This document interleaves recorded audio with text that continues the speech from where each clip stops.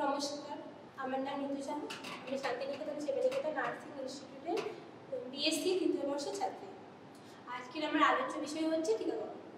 তো আচ্ছা, আশা করছি আপনারা এই ছবিটা দেখে বুঝতে পারছেন এটা হচ্ছে একটা টিকা দেওয়া হচ্ছে সেরকম একটা ছবি। তো আজকে আমি বোঝাবো যে টিকাকরণ বা টিকাকরণ মানে কাকে বলা হয়। আমরা যেটা বুঝি যে আমার সাধারণ মানুষ টিকাকরণ বলতে বুঝি কোনো একটা ইনজেকশন বা কোনো ওষুধ কোনো কিছু দিয়ে এটা আমাদের শরীরে একটা মানে মেডিসিন বা ওষুধ যেটাই বলা হয় আমরা একটা শরীরে প্রবেশ করানো হয়, মানে যেটাতে হচ্ছে আমাদের হচ্ছে শরীরে রোগ সারে, সেটাকে বলা হয় মানে টিকাকরণ। এই টিকাকরণটা হচ্ছে প্রথমে যিনি এটা আবিষ্কার করেছিলেন তিনি হচ্ছেন লুই পাস্তুর।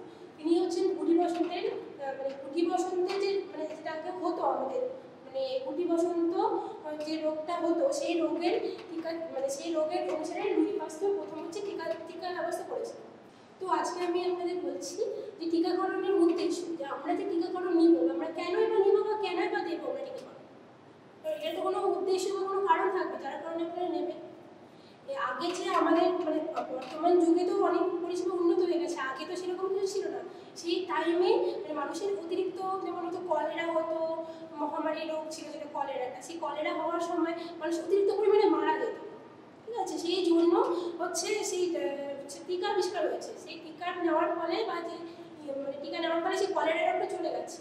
তো এটা থেকে আমরা বুঝতে পারছি যে আমরা টিকা নেব এই জন্য যাতে আমাদের রোগটাকে প্রতিরোধ করা যায়। আমাদের শরীরে যে রোগ বা কোনো কিছু হয় সেই রোগটাকে প্রতিরোধ করার জন্য আমরা টিকা নেব। এবার টিকাকরণের হচ্ছে প্রয়োজনীয়তা। আমরা টিকা নেব কেন? টিকা নেব এই জন্য যাতে আমাদের শরীরটা সুস্থ থাকে। মানে মোস্ট পপুলারলি হচ্ছে বাচ্চাদের যাতে সুস্থ থাকে সেই জন্য আমরা টিকা নেব। আশা করছি আপনারা বুঝতেই পারছেন। এটা হচ্ছে নিয়মিত, আমি একটা 4 বছর বানিয়েছি নিয়মিত টিকাদানের সময়সূচি এখানে মানে বোঝানোর জন্য। তো ফার্স্টে আমরা যখন গর্ভবতী মায়েদের জন্য কী কী টিকা দেওয়া হয়, গর্ভবতী মায়েদের জন্য যেসব টিকা দেওয়া হয় তার টিকা দেওয়ার সঠিক সময়। গর্ভবতী মায়েরা যখন গর্ভবতী হয় গর্ভধারণের 3 মাস সময়ের মধ্যে প্রথম মানে টিটেনাস মানে 1 বা টিটি দেওয়া হয়। টিকার ডোজ হচ্ছে 0.5 ml। আর টিকার স্থান টিকা দেওয়া হয় বাম বাহুর উপরের অংশে মাংসপেশিতে, মানে বাম বাহুর উপরের অংশে মাংসপেশি মানে এই জায়গায়। ঠিক আছে, তারপরে প্রথম টিকার 1 মাস পরে টিটেনাস 2 বা টিটি 2 দেওয়া হয় 0.5 ml ডান বাহুর উপরের অংশে মাংসপেশিতে। মানে যদি কোনো মা যদি মানে টিটেনাস 1 যদি নেয় বাম হাতে তাহলে টিটেনাস 2টা নেবে ডান হাতে। আর একটা দেওয়া হয় সেটা হচ্ছে বুস্টার ডোজ। যদি কোনো মা মানে যদি টিটি 1 টিটি 2 নিয়ে মানে বাচ্চা হওয়ার 3 বছর বা 3.5 বছরের পরে যদি বাচ্চা নেয় তাহলে তাকে টিটি 2 বুস্টার ডোজটা দেওয়া হয়। সেই বুস্টার ডোজ হচ্ছে 0.5 ml দেওয়া হয় এবং ডান বাহুর উপরের অংশে মাংসপেশিতে দেওয়া হয় বুস্টার ডোজ। এবার আমি বলছি 0 থেকে 16 বছর বয়স অবধি শিশুদের মানে কী কী টিকা দেওয়া হয়। জন্মের সময় যখন একটা বাচ্চা যখন জন্ম নেয় সেই জন্মের সময় যে টিকা দেওয়া হয় সেটা হচ্ছে বিসিজি, ওপিভি এবং হেপাটাইটিস বি। বিসিজি দেওয়া হয় 0.5 ml বাম বাহুর উপরের অংশে, বাম বাহুর উপরের অংশে দেওয়া হয় বিসিজি। আর ওপিভি হচ্ছে পোলিও যে ভাইরাস, পোলিও ভাইরাসকে দূর করার জন্য আমরা গোবরটা হচ্ছে পোলিও খাওয়ানো হয়, সেটা হচ্ছে মুখে খাওয়ানো হয়। আর হেপাটাইটিস বি যে মানে যে যক্ষ্মা রোগটাকে দূর করার জন্য 0.5 ml দেওয়া হয় এবং উরুর মধ্যভাগের বহিরাংশে, মানে বাচ্চাদের উরুর মধ্যভাগের বহিরাংশে দেওয়া হয় হচ্ছে হেপাটাইটিস বি। তারপর 1.5 মাস বয়স, বাচ্চা যখন 1.5 মাস বয়স হয় তখন হচ্ছে পেন্টাভালিন 1 দেওয়া হয়, ওপিভি প্লাস হেপাটাইটিস বি এটা একসঙ্গে থাকে সেটাকে বলা হয় পেন্টাভালিন 1।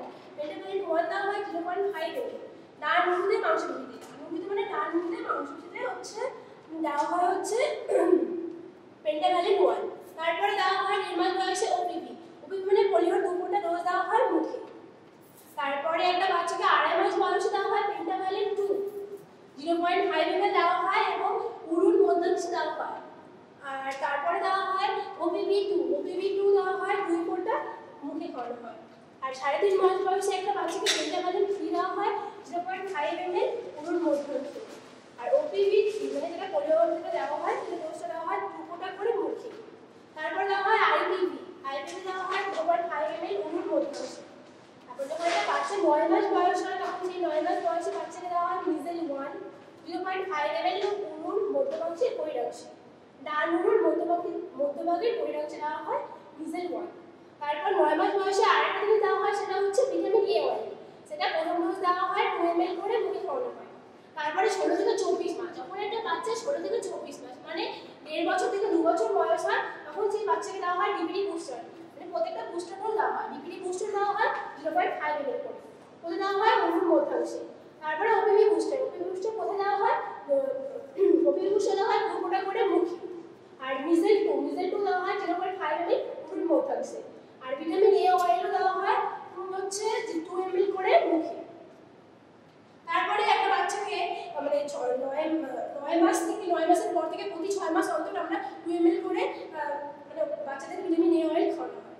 তারপর হচ্ছে 5 থেকে 6 বছর বয়সে, 5 থেকে 6 বছর বয়সে ডিপিটি বুস্টার দেওয়া হয়। তখন একটা বাচ্চা 5 থেকে 6 বছর বয়স হয় তখন ডিপিটি 2 বুস্টার দেওয়া হয় 0.5 ml বাহুর উপরের অংশে। তারপরে 10 বছর বয়স যখন হয় তখন বাচ্চাকে টিটি 1 দেওয়া হয়, টিটি 1 বুস্টার দেওয়া হয় 0.5 ml এবং বাহুর উপরের অংশে দেওয়া হয়। 16 বছর বয়সে দেওয়া হয় টিটি 2 বুস্টার 0.5 ml এবং বাহুর উপরের অংশে দেওয়া হয় টিটি 2 বুস্টার। আচ্ছা, আপনারা এতক্ষণ দেখলেন যে কি মানে কোন সময়ে কি টিকা দিতে হবে বাচ্চাদের বা মায়েদের। তো আমি এখন বলবো যে কোন সময় মানে কোন পরিস্থিতি হলে আপনার বাচ্চাদেরকে টিকা দেবেন না। যদি আপনার বাচ্চা খুব অসুস্থ থাকে বা যদি বাচ্চা মনে করেন যে শ্বাসকষ্টের সমস্যা হচ্ছে বা জ্বর হচ্ছে অতিরিক্ত, তাহলে সেই বাচ্চাকে টিকা দেওয়া যাবে না। কারণ সেই জ্বর অতিরিক্ত কারণে সেই ভ্যাকসিন নেওয়ার ফলে তার কিন্তু আলাদা হয়তো কোনো সাইড এফেক্ট হতে পারে। সেই জন্য হচ্ছে জ্বর আসলে বা শ্বাসকষ্ট হলে শরীর যদি অতিরিক্ত দুর্বল থাকে তাহলে তাকে ভ্যাকসিন দেওয়া হয় না। আর যদি কোনো বাচ্চার ভ্যাকসিন নেওয়ার পর জ্বর আসে বা কোনো অন্যরকম অ্যালার্জিক রিয়াকশন হয় তাহলে হচ্ছে হসপিটালে গিয়ে যোগাযোগ করতে হবে বা কোনো স্বাস্থ্যকেন্দ্রে গিয়ে বলতে হবে যে আমার বাচ্চার এরকম হচ্ছে। আচ্ছা, তাহলে আমি বললাম যে টিকাকরণ কি, টিকাকরণের উদ্দেশ্য কি বা টিকাকরণের গুরুত্ব কি, আর বললাম যে নিয়মিত টিকাদানের সময়সূচি মানে কোন সময় আমরা টিকাটা নিতে পারবো আর কি হলে আমরা টিকাটা নেব না। আপনাদের যদি এই ভিডিওটি ভালো লাগে তাহলে লাইক, কমেন্ট, সাবস্ক্রাইব অবশ্যই করবেন। ধন্যবাদ।